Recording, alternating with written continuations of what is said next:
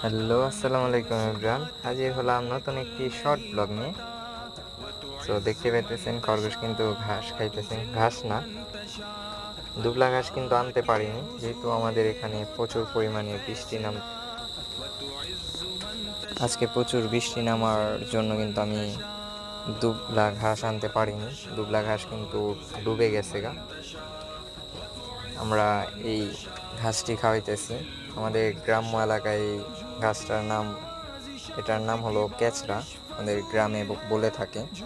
আপনাদের গ্রামে কি বলে আমি তা জানি না। দেখতে পেতেছেন, আর আমাদের কোয়েল পাখি কিন্তু ডিম দিছে একটা, আপনাদেরকে এখন দেখাবো। সো দেখতে পাইতেছেন, এই যে এই হলো একটি ডিম আমাদের কোয়েল পাখি। সো শীঘ্রই আমাদের বড় ব্লগটি আসতে চলেছে।